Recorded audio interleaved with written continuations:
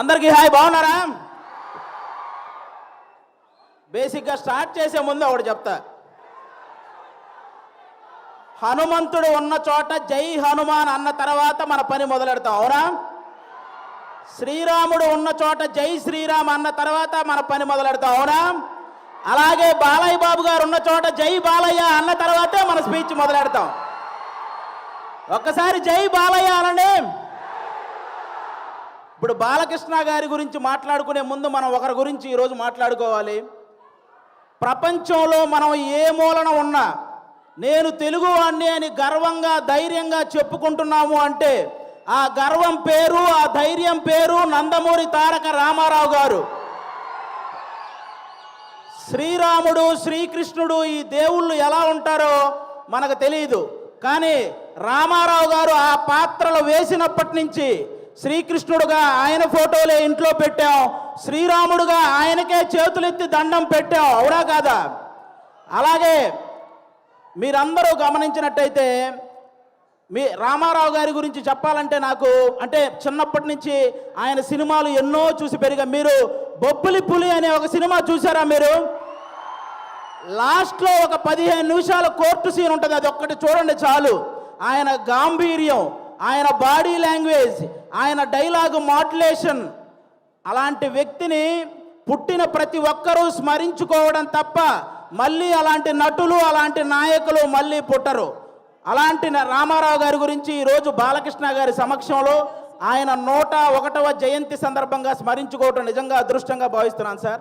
Thank you so much. Telugu జాతి గౌరవాన్ని రామారావు గారు కాపాడితే, రామారావు గారి గౌరవాన్ని ఒక పక్క దమ్మున్న సినిమాలు చేస్తూ ఇంకో పక్క నిజాయితీ గల రాజకీయాలు చేస్తూ కాపాడుకుంటూ వస్తున్న వ్యక్తి మన నందమూరి బాలకృష్ణ గారు. నందమూరి బాలకృష్ణ గారు మీరందరూ గమనించినట్లయితే చాలామంది బాలకృష్ణ గారు ఎవరినో కొట్టారు, బాలకృష్ణ గారు ఎవరినో తిట్టారు అని రాస్తుంటారు. కానీ బాలకృష్ణ గారు కొన్ని వేల మంది పేద ప్రజల బతుకులు నిలబెట్టారు, అది రాయాలి. సినిమాలు, రాజకీయాలు చేయటం పెద్ద విషయం కాదు, కానీ బసవతారకం అనే ఒక క్యాన్సర్ హాస్పిటల్ ద్వారా ఎంతో మంది పేదవాళ్ళకి సహాయం చేయడం అనేది నిజంగా చాలా చాలా పెద్ద విషయం, చాలా గొప్ప విషయం. ఈ సమాజంలో ఎంతమందికి భయం, బాధ్యత ఉన్నాయో నాకు తెలియదు, కానీ బాలకృష్ణ గారితో పనిచేసే ప్రతి ఒక్కరికి ఆ భయం, బాధ్యత రెండూ ఉంటాయి, ఇదైతే షూర్. అంటే బాలకృష్ణ గారి సినిమాలు చాలామందికి చాలా ఇష్టం ఉంటాయి, నాకు చాలా సినిమాలు ఇష్టం. అందులో సార్ బొబ్బిలి సింహం అనే ఒక సినిమా సార్, మీరు వైట్ అండ్ వైట్ పంచకట్టుతో నడుచుకుంటూ వస్తుంటే వెనక శ్రీరాముడి శ్లోకం వస్తుంటుంది. మీనా గారు మిమ్మల్ని అలా చూస్తూ ఉండిపోతారు. నాకు తెలిసి రామారావు గారి తర్వాత మళ్ళీ పంచకట్టులో అంత అందంగా ఉండే హీరో మన బాలకృష్ణ గారు. నిజంగా మీరందరూ అదృష్టవంతులు, ఎందుకంటే ఒక జనరేషన్ వాళ్ళు మాకు గుర్తుండిపోయే సినిమాలు కావాలి అని అడిగారు. ఆదిత్య 369, అలాగే భైరవ దీపం ఇలాంటి సినిమాలు మీకు ఇచ్చారు. ఒక జనరేషన్ వాళ్ళు మేము తొడగొట్టే సినిమాలు కావాలని అడిగారు. సమరసింహారెడ్డి, నరసింహనాయుడు అనే సినిమాలు మీకు ఇచ్చారు. ఒక జనరేషన్ వాళ్ళు మేము కాలర్ ఎగరేసే సినిమాలు కావాలన్నారు, సింహ లాంటి సినిమా మీకు ఇచ్చారు.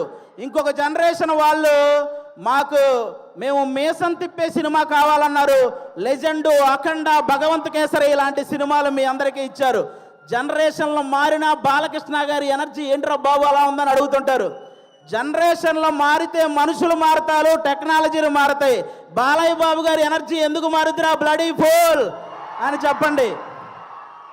అంటే స్టాక్ మార్కెట్ గ్రాఫ్ అయినా పెరగటం తగ్గటం ఉంటుంది, కానీ ప్రజెంట్ బాలయ్య బాబు గారి మార్కెట్ గ్రాఫ్ పెరగటం తప్ప తగ్గటం లేదు. అంటే అటుపక్క సినిమాల్లో అన్స్టాపబుల్, ఓటీటీలో అన్స్టాపబుల్, రాజకీయాల్లో అన్స్టాపబుల్, సేవ చేయడంలో అన్స్టాపబుల్, అనవసరంగా దూరిన వాడిని కొట్టడంలో అన్స్టాపబుల్, అవసరం అని అడిగిన వాడికి పెట్టడంలో అన్స్టాపబుల్. అలాంటి బాలకృష్ణ గారు ఈరోజు మా గ్యాంగ్స్ ఆఫ్ గోదావరి ఈవెంట్కి రావటం నిజంగా మా గ్యాంగ్స్ ఆఫ్ గోదావరి కలెక్షన్లు కూడా అన్స్టాపబుల్గా ఉండాలని మనస్ఫూర్తిగా కోరుకుంటున్నాను. మా సినిమా ఎలా ఉండబోతుంది అంటే 10 నిమిషాల్లో క్లోజ్ అయ్యే పబ్బు ముందు జై బాలయ్య అనే స్లోగన్స్ వస్తే ఎంత కిక్ వస్తుందో మా గ్యాంగ్స్ ఆఫ్ గోదావరి సినిమా అంత కిక్ ఇస్తుంది మీకు. బాలకృష్ణ గారి చేతిలో ఉన్న మైక్ స్టైల్గా అలా ఎగరేసి పట్టుకున్నప్పుడు ఎంత కిక్ వస్తుందో మా గ్యాంగ్స్ ఆఫ్ గోదావరి సినిమా అంత కిక్ వస్తుంది. బాలకృష్ణ గారు ఇంట్రెస్టింగ్గా మాట్లాడుతున్నప్పుడు మధ్యలో ఫోన్ వస్తే ఆ ఫోన్ తీసి స్టైల్గా ఇసిరేసినప్పుడు ఎంత కిక్ వస్తుందో మా గ్యాంగ్స్ ఆఫ్ గోదావరి సినిమా అంత కిక్ వస్తుంది. పద్ధతిగా ఫోటో దిగాల్సినోడు ఫోన్ తెచ్చి మొహాన పెట్టినప్పుడు బాలకృష్ణ గారు అలా తడితే మీకు ఎంత కిక్ వస్తుందో మా గ్యాంగ్స్ ఆఫ్ గోదావరి సినిమా అంత కిక్ వస్తుంది. బాలకృష్ణ గారి సినిమాల్లో సెకండ్ హాఫ్లో వచ్చే క్యారెక్టర్ మనకి ఎంత కిక్కిస్తుందో ఈ గ్యాంగ్స్ ఆఫ్ గోదావరి సినిమా కూడా అంత కిక్కిస్తుంది. ఫైనల్గా ఒక మాటలో చెప్పాలంటే మ్యాన్షన్ హౌస్ వేస్తే ఎంత కిక్ వస్తుందో మా గ్యాంగ్స్ ఆఫ్ గోదావరి కూడా అంతే కిక్కిస్తుంది. ఒక్క మాట బాలయ్య బాబు గారి పర్మిషన్తో చెప్పాలనుకుంటున్నాను. రేపొద్దున నందమూరి నటసింహం, కొణిదెల కొదమసింహం అసెంబ్లీలో అడుగు పెడితే ఎంత కిక్ వస్తుందో మా గ్యాంగ్స్ ఆఫ్ గోదావరి కూడా అంతే కిక్ వస్తుంది. ఇది మీరందరూ గుర్తుపెట్టుకోవాలని నేను కోరుకుంటున్నాను. అలాంటి బాలయ్య బాబు గారు ఈరోజు మా ఈవెంట్కి రావడం నిజంగా మా అదృష్టం. Thank you sir, thank you so much. ఈ సినిమాలో విశ్వక్సేన్ గారు ఒక 28 ఏళ్ల కుర్రాడు రత్న అనే పేరుతో థియేటర్లో చేయబోయే మాస్ జాతరను మీరందరూ రేపు 31వ తేదీ చూడబోతున్నారు. మామూలు విషయం కాదు. అతను విశ్వక్సేన్ అనే అతను సినిమాలు చేస్తే ఒకటి పెట్టిన డబ్బులు వెనక్కి వస్తాయి, లేకపోతే లాభాలు వస్తాయి, నష్టాలు మాత్రం రావు. అలాంటి పర్ఫార్మర్ అతను. 24 క్రాఫ్ట్స్ మీద పట్టున్న వ్యక్తి మన విశ్వక్సేన్ గారు.